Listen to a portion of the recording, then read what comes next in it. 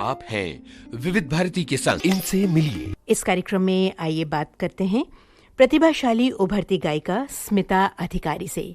आपको याद होगा, पिछले हफ्ते स्मिता जी हमें बता रही थी कि 4 साल की छोटी उम्र से उन्होंने अपने पिताजी से संगीत सीखना शुरू किया और आज वो बांग्ला संगीत के साथ साथ हिंदी संगीत की भी विधिवत शिक्षा ले रही हैं। संगीत का ये सफर कैसा चल रहा है, आइए जानते हैं उन्हीं से।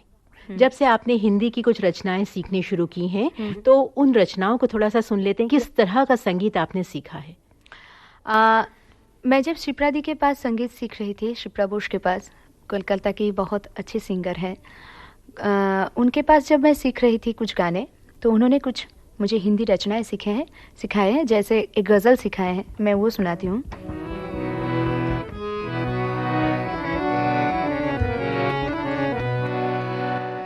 लगता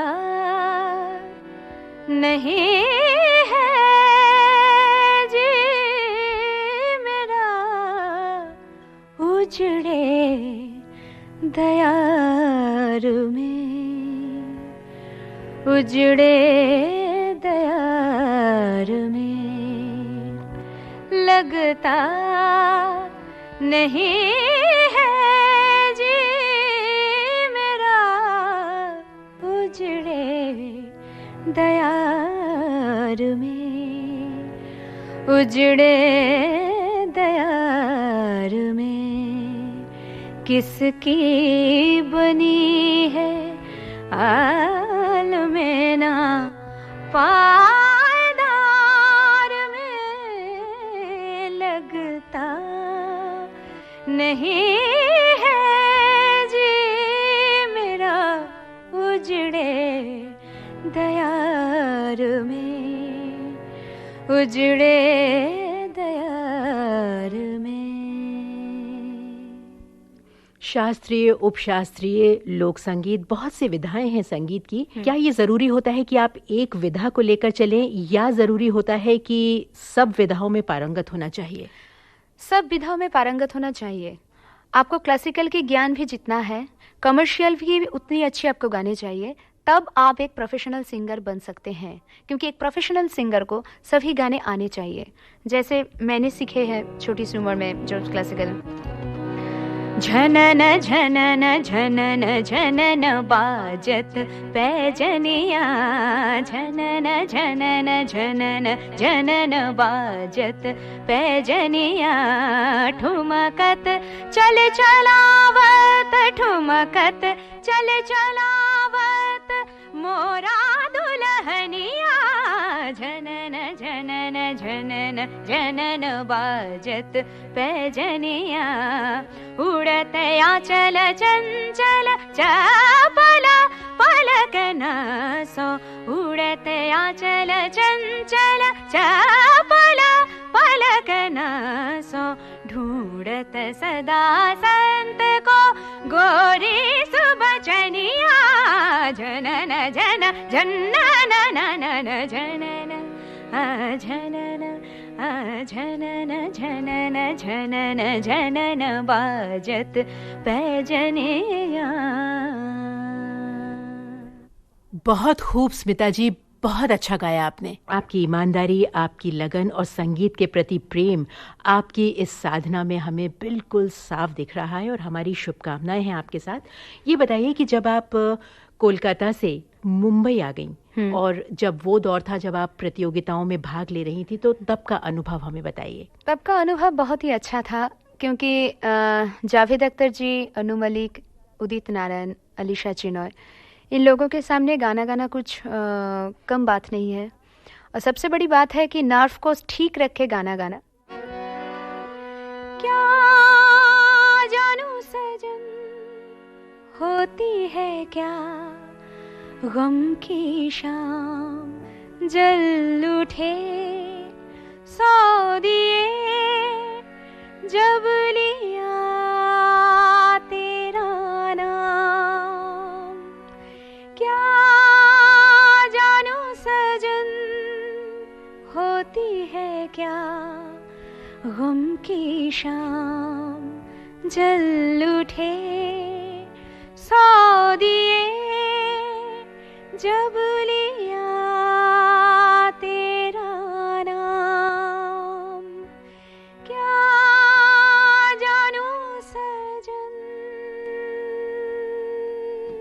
स्मिता जी, इन प्रतियोगिताओं में भाग लेने के लिए जो रचनाएं आप चुनते हैं वो आपकी होती हैं या आपको कहा जाता है कि इन रचनाओं को गाइए?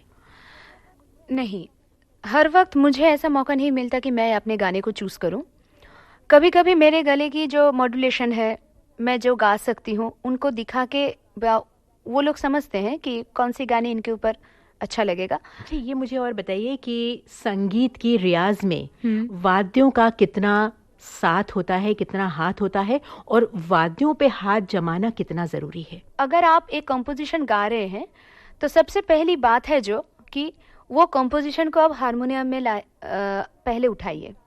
हारमोनियम में उठाने के बाद फिर अगर आप उनमें रियाज करेंगे तो फिर वो कंपोजिशन आपके गले में आ जाएगा। यानी अगर आप संगीत सीखना चाहते हैं तो हारमोनियम जानना, बहुत जरूरी हारमोनियम है, बजाना जानना बहुत जरूरी है।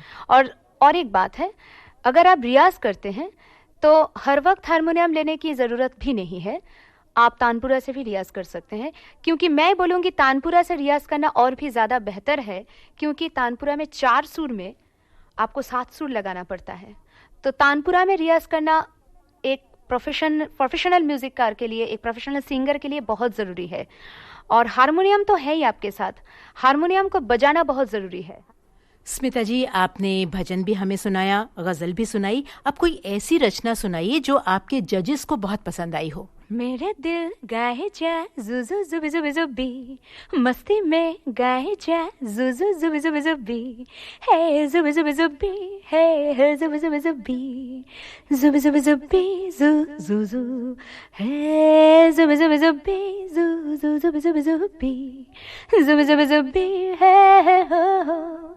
मेरा दिल गाए जा जुजु जुबी जुबी जुबी, मस्ती में गाए जा जुजु जुबी जुबी जुबी, हे जुबी जुबी जुबी, हे जुबी जुबी जुबी, जुबी जुबी जुबी, हे हो। ये कंपोजिशन जब मैं गाई थी तब जावेद अख्तर जी ने कहा, अरे ये लड़की ये भी गा सकती है या वेस्टर्न भी गा सकती है, तो उन्होंने एक स्टैंडिंग ओवेशन दिया था। ये बहुत बड़ी बात है मेरे लिए। आज मैं बॉम्बे में हूँ और कुछ ऐसे प्रोजेक्ट मैंने किए हैं, कुछ एल्बम भी किए हैं। जैसे मैं एक की नाम बता सकती हूँ, जैसे टी सीरीज़ में एक बेवफा का एल्बम, विवाह के एल्बम चल रहा था, तो उनमें जो म्यूज़िक डायरेक्टर हैं अमन श्लोक जी, उन्होंने मुझे एक बार गाने सुने और गाने सुनने के बाद तय हुआ था कि 2 गाने मैं गाऊंगी, लेकिन गाने सुन के उनको इतना अच्छा लगा कि उन्होंने 4 गाने मुझे गवा दिए। तो और भी बात है कि दूसरी बात है, उनकी एक फिल्म में भी मैंने गाई है। मैं संगीत को प्यार करती हूँ। संगीत आपका दिल बहलाता है, आपको खुश रखता है, लेकिन जिंदगी में और भी बहुत सी ज़रूरतें होती हैं। वो ज़रूरतें आपकी कैसे पूरी होती हैं? कभी कभी पूरी होती है, कभी कभी नहीं भी पूरी होती है, क्योंकि बॉम्बे में आने के बाद काफ़ी घटनाएं भी घटी है मेरे से। शायद सभी स्ट्रगलर के साथ ऐसे घटनाएं घटती है, ये मेरे में कुछ नई नहीं है, परेशानी तो होती ही रहती है, लेकिन फिर भी संगीत को प्यार करती हूँ, इसीलिए यहाँ पे आई हूँ और आगे बढ़ने की एक तमन्ना है मेरे में। पापा के आशीर्वाद को साथ लेके चलती हूँ, क्योंकि बॉम्बे में आने में एक सबसे बड़ी बात है कि मेरे पापा का सपना, वो चाहते थे कि मैं अपनी बेटी को बॉम्बे में ले जाके जो संघर्ष है मैं वो करवाऊंगा। तो मैं शायद नहीं भी आती, लेकिन जब पापा गुजर गए ना, तब मुझे ऐसा लगा कि उनका सपना रखने के लिए, उनका सपना पूरा करने के लिए मुझे एक बार कोशिश तो ज़रूर करना चाहिए। तो इसी में हम चले आए। अजनबी तेरी पहली नजर मेरा दिल ले गई, अगर तू दिल दे दे, नाम लिख दूं तेरे सनम, तेरी कसम मेरी सांसें मेरी बाहें दीवाने ऐ अजनबी, न जाने तूने क्या कर दिया है, हद से गुजरने लगी मैं, तुझसे मिली तो लगता है ऐसा कि प्यार करने लगी मैं, कि प्यार करने लगी मैं, है अजनबी। स्मिता जी, आपसे जो भी हम सुन रहे हैं, ये सारी रचनाएं आपको विधिवत शिक्षा के रूप में मिली हैं।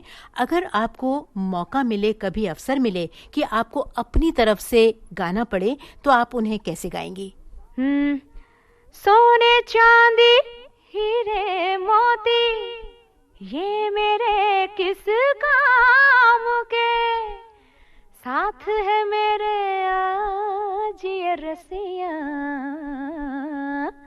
कल संग किसी के नाम के। तो ये गाने को अपनी तरफ से अपने आप को उभारो और अपने आप को पहचान कराओ गाने के साथ साथ। जो गाने जिन्होंने भी गाए हैं, सुनिधि जी ने गाए हैं या श्रेया जी ने गाए हैं, तो उस गाने को अगर तुम गाओगी तो तुम कैसे गाओगी, ये जानना बहुत ज़रूरी है। और ये अगर म्यूजिक डायरेक्टर ये छूट देती है तुम्हें, ये सबसे बड़ी बात है। स्मिता जी, आजकल पहले होता था कि केवल फिल्मों में पार्श्व गायन होता था, लेकिन आजकल टेलीविजन इंडस्ट्री अपने आप में बहुत बड़ी हो गई है और आजकल जो विज्ञापनों की दुनिया है उसमें भी संगीत बहुत ज़्यादा हो रहा है। तो आपने कोई जिंगल्स गाए हैं? हाँ, मैंने जिंगल्स गाए हैं और जिंगल्स गाने में एक मज़ा भी है, क्योंकि वहाँ पे क्या है, गले को बहुत मॉड्यूलेशन करने का मौका मिलता है। कभी कभी कोई जिंगल्स ऐसे गाए जाते हैं कि जैसे आप सोच भी नहीं सकते थे गले के ऐसे कैसे लगाते हैं ये लोग, लेकिन फिर भी वो गाते गाते गले में कुछ ऐसे मॉड्यूलेशन आ जाते हैं। तो जिंगल्स गाना बहुत ज़रूरी है। ये तो थी सारी संगीत की बातें। आजकल सोते जागते उठते बैठते केवल संगीत ही आपका जीवन है, लेकिन संगीत से अगर बाहर निकलें और कुछ दूसरी बातें करें आपके शौक के बारे में, तो उसके बारे में आप क्या कहेंगी? एक्चुअली बम्बई में मेरा अभी कोई शौक नहीं है। अगर कैलकाटा में थी तो एक शौक थी मेरी, वो है स्टोरी बुक पढ़ना। मैं बहुत जो और दोस्तों के साथ ऐसे, जो मेरे काफ़ी दोस्त नहीं है, क्योंकि मेरे पिताजी की एक मना थी कि दोस्त मत बढ़ाओ, क्योंकि अगर दोस्ती बढ़ जाती है, दोस्त लोग बढ़ जाते हैं, तो संगीत चले जाते हैं। और सबसे बड़ी बात है, मैं अगर कलकत्ता में रहती हूँ तो बहुत सारे बुक्स है जो शरतचंद्र चट्टोपाध्याय, रविंद्रनाथ टैगोर, हमारे वहाँ भी बहुत अच्छे अच्छे लेखक हैं, उनकी किताबें पढ़ती हूँ। और मेरी एक सबसे बड़ी शौक है जो साल में एक बार कलकत्ता में आते हैं, वो है बुक फेयर। जितने दिन चलता है कलकत्ता में, मैं उतने दिन घर पे नहीं रहूँगी।